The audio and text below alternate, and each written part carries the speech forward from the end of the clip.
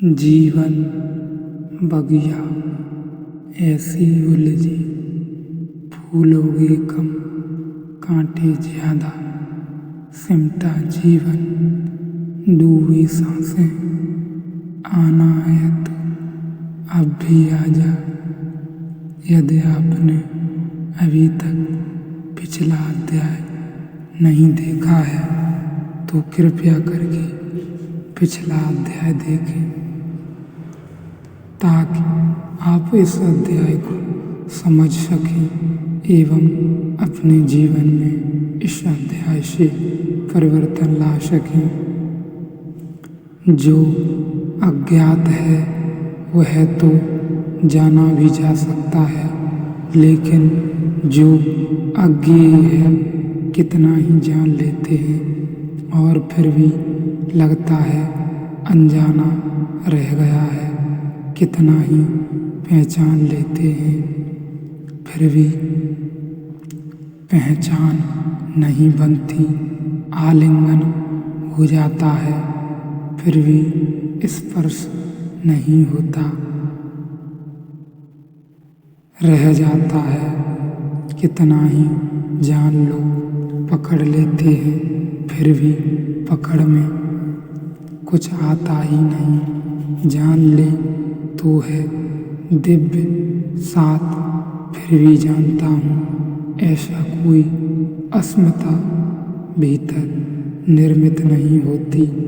इसलिए गुरु कहता है कि मेरी भी रक्षा करना, लेकिन रक्षण तो ठीक है, अज्ञात है, यात्रा अनजान है, राह दूसरे किनारे का पता नहीं, मंजिल है धुंधली, रक्षा करना दूसरे सूत्र में कहता है हम दोनों का पालन भी करना। क्यों? पालन तो बिल्कुल ही शरीर के तल की बात है, लेकिन कारण है प्रार्थना के लिए, और कारण यह है जो दिव्य साथ भी परम सत्य की खोज में निकलता है, वह अपने इस अहंकार को भी छोड़ देता है कि मेरा पालन मैं करता हूँ। क्योंकि जिसको यह ख्याल है कि मेरी रोटी मैं कमाता हूँ और मेरा मकान मैं बनाता हूँ और मेरे वस्त्र मेरे हैं और मेरी शरीर को मैं चलाता हूँ, और अगर मैं फिक्र न करूँ तो सब मिट जाएगा, ऐसा दिव्य साथ बहुत मूढ़ता में जी रहा है। और ऐसा दिव्य साथ चाहे तो संसार में मजे से यात्रा कर सकता है, लेकिन सत्य की ओर यात्रा नहीं कर सकता। इसलिए ऋषि कहता है हमारा पालन भी तुम ही करना, क्योंकि अब ये हम करता भी न रह जाएंगे, अब ये हम भी यह भाव भी नहीं रख सकेंगे कि हम अपना कम से कम अपना पालन करने वाले हैं। हम तो बहुत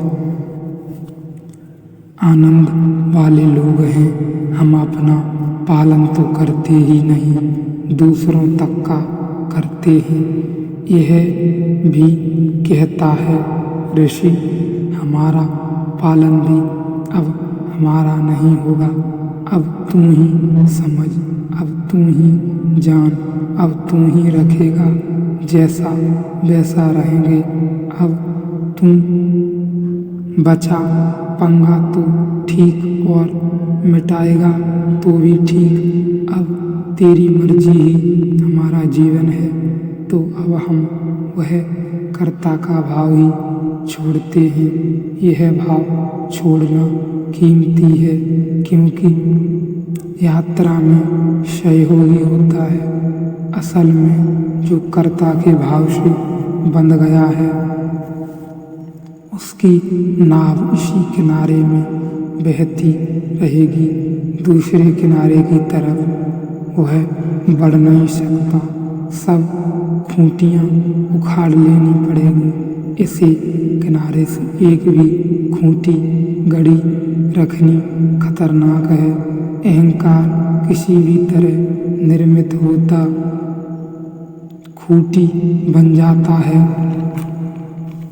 इतना भी काफ़ी है कि मैं अपना खुद कमाता हूँ, खुद खाता हूँ। ऋषि कहता है हमारा पालन भी हम दोनों का पालना करना, हम दोनों साथ ही पुरुषार्थ करें। एक तो ज्ञान है जो शुरू शिष्य को देता है, जैसा विश्वविद्यालय में होता है। विद्यालय में होता है ज्ञान एक संग्रहित राशि है, गुरु जानता है, विद्यार्थी नहीं जानता है। गुरु विद्यार्थी को हस्तांतरित करता है, देता है, गुरु देता है, शिष्य लेता है। इसको हम जानते हैं भली भांति। ऐसा ज्ञान वस्तु की भांति है, धन की भांति है। मेरे हाथ में मैंने दे दी, बाप के हाथ में पैसा है, वह बेटे को दे देता है। गुरु के हाथ में ज्ञान है, वह शिष्य को देता है। लेकिन एक ऐसा ज्ञान है जो दिया नहीं है, एक ऐसा ज्ञान है जो गुरु देता नहीं, दे नहीं सकता, जिसे देने का कोई उपाय ही नहीं है। दोनों अगर साथ साथ पुरुषार्थ करें तो विद्यार्थी तक संक्रमित हो जाता है। इस फर्क को समझ लें। एक ज्ञान है जो हम सब जानते हैं, जो दिया जाता है, मिलता है, कोई दे देता है।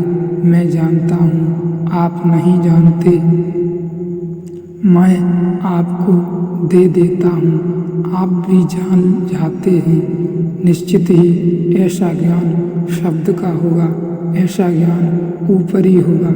जो शब्दों में दिया जा सके वह शब्द से ज़्यादा गहरा नहीं हो सकता। उसका वजन उतना ही होगा जितना शब्द का होता है, उसका मूल्य भी उतना ही होगा।